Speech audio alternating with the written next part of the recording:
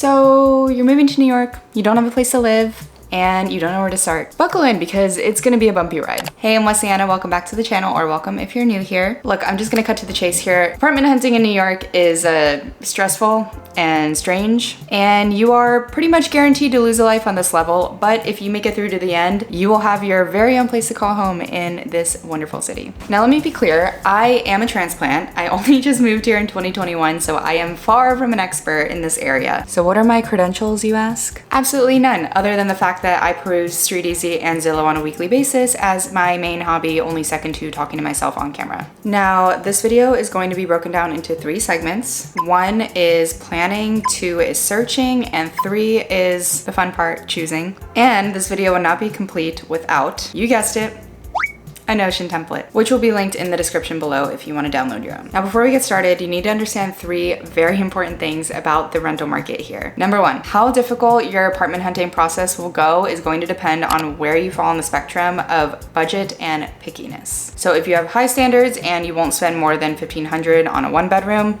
good luck. Number 2, no matter when you come, no matter what your budget is, a good apartment will always go fast. Usually within the day, sometimes even within a few hours of posting. And rule number 3, never ever sign an apartment lease without seeing the place in person or having someone check out the place for you. All right, let's get into planning. So one of the most common questions I hear from friends looking to move to the city is, when do I start looking? Most apartments are listed 4 to 6 weeks ahead of time of their move-in date, and the majority of them tend to renew on the 1st or the 15th of the month. Now, that being said, there is oftentimes room to negotiate on your move-in date. It's not necessarily set in stone, and there are a lot of apartments that are available immediately. So if you're coming and you only have a few days, you need to move in somewhere right away, you are gonna still have options. Now, the time of year does matter. There is going to be a very high turnover of apartments in the summer, which means that you will have a lot more options day to day, but there will also be more competition for said options, and vice versa in the winter. Now, if you're moving here from out of the area, I highly suggest getting an Airbnb, a sublease, or crashing on a good friend's couch while you look for apartments. And I actually recommend doing this for a month if you can swing it, because that's gonna give you 1 week to look around the different neighborhoods and areas that you're interested in, get a feel for them, another week to actually look at apartments, and a 3rd week to finalize the lease and application process, and then finally a 4th week to prepare for move-in or to find a new sublet or living situation if you haven't found your perfect apartment yet. And now, aside from the insane competition in the rental market, there are a couple other things that make New York renting pretty unique. First and foremost is the whole broker situation. So brokers are essentially the middleman between a landlord and a potential tenant. So they do all of the work on behalf of the landlord, which is listing the apartment, handling all the paperwork, communicating with anyone who's interested in the apartment. They coordinate the showings. So if you go to an open house or you make an appointment to see an apartment, you're probably going to be shown around by the broker and not the landlord directly. Now, this is their job, and of course they should get paid for it. But the reason why brokers are so infamous in New York is because landlords will often hire them to help them with their work, and then they pass along the cost of the broker to the tenant. It's almost like if you were to take an Uber and they stop to fill up gas and then they charge you for it. Now, the standard broker's fee is usually 1 month's rent, but it can go up to 15% or more depending on how desirable the apartment is, and therefore how willing someone will be to pay extortion fees in order to live there. And no, you don't have to pay this if you don't want to. There are no fee apartments, which means that the landlord is going to pay for the fee for you. And there is a way to search for this on StreetEasy, which I will go into later, but this is going to cut your apartment search probably in half, and maybe even more if you're someone who can't afford to look at luxury or rental buildings, because a lot of the directly owned units do have broker fees. So what I suggest as a happy medium is not to cut out broker fee units entirely, but instead just calculate the cost of them into your rent. So you know that if a broker is charging 10% in order to secure the apartment and you plan on staying there for 2 years, you just add 5% to the monthly rent. And of course, you actually have to have that cash in your bank account to give them upon lease signing, but I will let you figure that out. Now, here's where things get interesting. You can actually hire a broker as a tenant to help you search for apartments as well. This is a little less common than having a broker on the landlord side, but it can be a good option if you don't have a lot of time, you're coming from out of town, or you just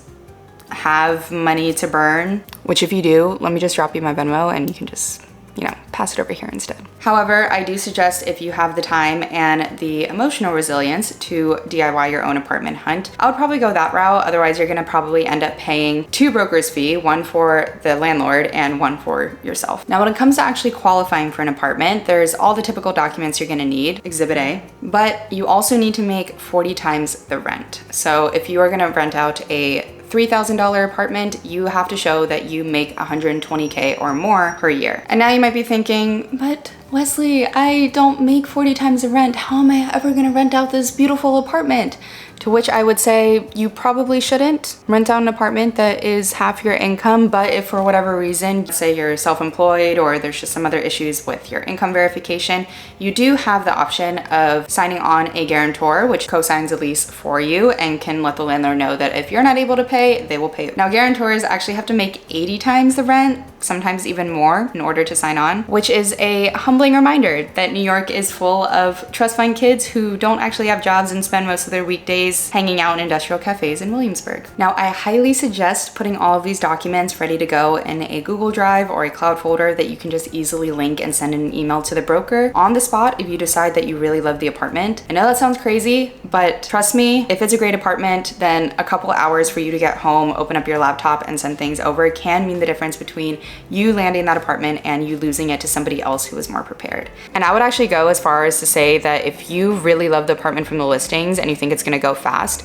I would ask for the application ahead of time, fill it out, and be ready to send it in when you arrive. Now, as far as the cost of applying goes, it's pretty similar to what you would find in any other city in America. You're gonna need first month's rent, your security deposit, which I believe can't legally be more than your monthly rent, any broker's fees that have been disclosed already, an application fee, which I think can only be $20 at most. And depending if you are going to be applying to a condo or a co-op building, you might have additional fees that you have to pay in order to get submitted to the board. And all of this has to be available in cash and ready to transfer. Now, the last thing I want to go into is building types, because I think this can confuse people sometimes. Number one is a rental building. This is probably, I don't want to say the most common. It's one of the most common building types that you're gonna find in the city. And that just means that a management company owns a building, all of the units are rented out, none of them are owned. And so you're not gonna have an actual landlord in charge of your unit. And you're also usually not gonna pay a broker's fee because they're leasing out the apartments directly to you and not through a broker. These buildings also usually have some sort of concession in slower markets, like 1 month off rent is usually very common. And if you're looking for a luxury building, a lot of them are gonna be in rental buildings. Now, number two is a house, which is exactly what it sounds like. You are renting directly from the owner, who usually ends up being your landlord. Brownstones fall into this category, or just, you know, typical house structures. I don't know what these are called. The third one is a condo, which is also rented by an owner, but it is in a managed building with regulations, and there's a board that sets rules and maintains the common areas and everything. And usually if you apply to a condo unit, you might have to wait a couple weeks to actually get approved. So plan that into your apartment search process if you plan on doing a condo. And then a co-op is very similar to a condo, except the owners own a share of the building and the unit that they're living in is like essentially rented out to them. I don't really know how these became a thing. It doesn't make sense to me still. You're essentially subleasing out from the renter of that co-op unit. Now, co-ops also have board regulations, and they're usually even more strict than condos. And the application process can take, I believe, from 4 to 6 weeks. So definitely something to consider if you are trying to move quickly. But I think the one benefit of these is that, I mean,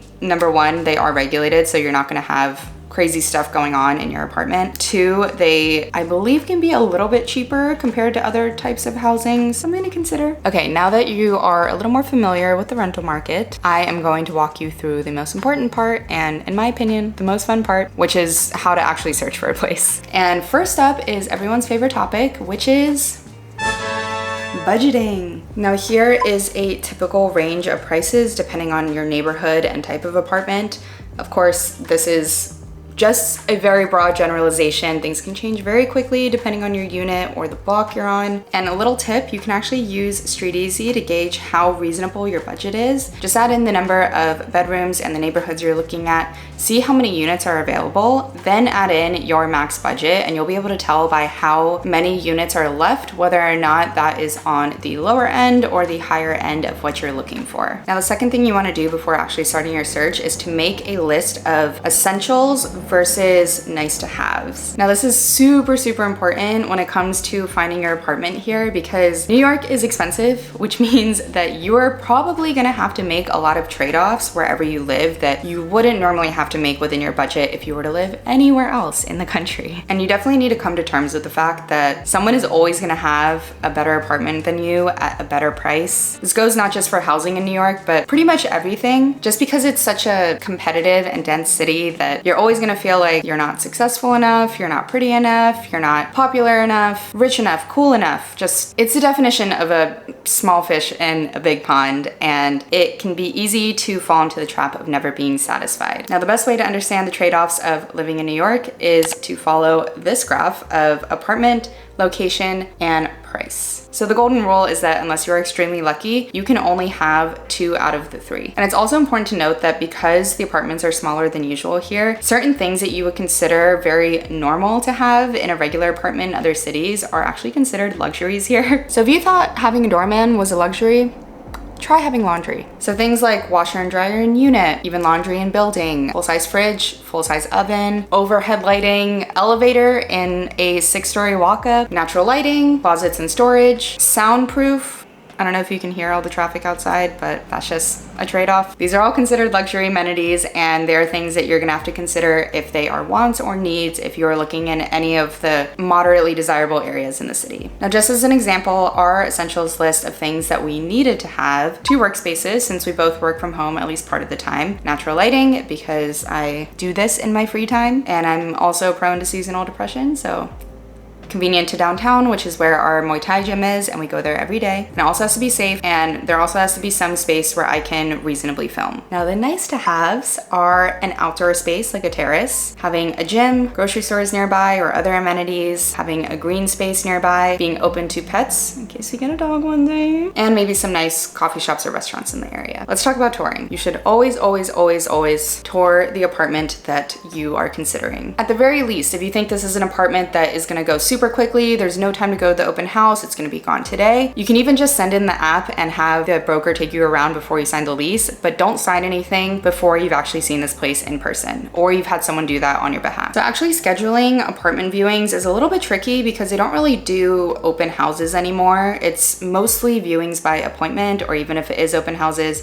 you have to register and schedule it anyway. And when you do go into the apartment, some of the things that I like to check for is number 1, window exposure, just because that's really important to me, and make sure you're not listening to whoever is giving you the tour. Someone actually said that the windows in the unit I was looking at were south facing, and I pulled out my compass and it was north facing, so do your due diligence. And also check for sound. You want to make sure that the windows have proper insulation, and ideally that your unit is not on a main street. We're in a sublet right now that is on a main avenue and is literally right across from a fire station, which is unideal for obvious reasons. Also make sure to check the unsexy stuff, like does the toilet flush well? Is there water pressure in the shower? You can check the plumbing underneath the sink. If it looks new, you know that the building is probably maintained pretty well. And also make sure that the kitchen is up to standards if you plan on cooking. And if you do get a chance, maybe try and talk to someone who lives in the building. If you see some of the neighbors roaming around the common areas, also make sure that the common areas are maintained well. That's another good sign that the building service and staff are doing a really good job taking care of everything. And last but not least, if it is a first floor, make sure that it is safe and you're guarded from anything on the street, and that there's no sign of pests or anything, because that can be common if you're on a basement or a garden level. All right, now we are going to jump into a demo of StreetEasy, which I know is pretty self-explanatory, but there's just a couple tips I wanted to point out. What I like to do first when I'm trying to figure out my budget and whether all my essentials and nice to haves are reasonable is I will go through and click any neighborhood that I think is remotely feasible, and instead of adding the prices right now, clicking fee or no fee, I will just search to see what is available for 1 bedroom, 2 bedroom, whatever else makes sense for you. And this is telling me right now that of all price points, 1 bedrooms, 2 bedrooms within the neighborhoods I'm targeting, there's about 565 units available. Now, if I go through and say 4,000, done, that number gets cut in about half, which is actually pretty good. So that lets me know that half the units in these areas are within my price range. And that means that my budget is pretty reasonable. And then if I go through and say, I really want a washer and dryer, and I would also really like a doorman. Now suddenly that goes down to 40, which is reasonable. I mean, I could still find some something within that price range with those amenities, but I'm gonna have a lot less selection at this point. So you can start with this list, but you can keep in the back of your mind that you're probably gonna have to move one of your essentials into the nice to have list, or you're gonna have to massage the budget a little bit in order to get more options. And this is just kind of a good exercise if you're not super familiar with the price points in New York and whether or not what you're asking for is reasonable. Now, obviously, listings are not always entirely accurate. People like to oversell. A couple things I like to do to get a better idea of a listing that I'm really interested in, I will go down and see, number one, when did the last person move out of here, and is there a high turnover rate for this apartment? High turnover isn't always a bad thing, but if there's multiple years between lease signings, that is a good indication that people were happy in this apartment. So this one, for example, the last person signed this in 2019. They were here for 4 years. The person before that was 1 year, and then 2 years. So, you know, not too bad. And also down here, you can see past listing photos. So a lot of the times, brokers will post photos that are not entirely accurate for the unit. And this kind of gives you a better idea of the unit from different angles, from different photographers, and gives you more of like a robust view versus just this really nice one photo that the broker took. And then I also like to go and click into more about the building. And if you go down here, you can actually see all of the active listings and the past rentals. We can see that there's a ton of high turnover in the last month, so they're probably filling up a new building right now. If you want to get an idea of just kind of different floor plans or the amenities and everything, I sometimes like to just click around to different units. You'll get, the other thing you should always do is take the address and type it into Google and see if anything shows up. Number one, we have reviews. 4 or 5 is actually really good. A lot of people like to complain about rental buildings. So you can kind of look through and see if people have issues with noise or pests, or the management isn't very active. They take a long time to get back to you for repairs. All of that will usually be listed within the reviews. I also like to go in and look at the street view. So you can kind of see, is it across from, you know, an abandoned lot? Does it look like there's a lot of traffic outside the window and therefore it's gonna be pretty noisy? You can get a lot of information from Google alone. And then there's also the bed bug registry in New York. This is very important. You can put the street address. So I actually can't find this listed here, but if your building is listed, you can click in here and it'll let you know if there were any bed bug issues. Now, when it comes to actually applying, it is not always first come, first serve, but it's best to assume that it is. And also make sure that you schedule your move-in dates in advance. If you're moving into any sort of like condo building, a co-op, I believe this is true for rentals as well. You actually have to pick a specific day that you're moving in, and you're not allowed to move in on other days. So trust me from experience, make sure it's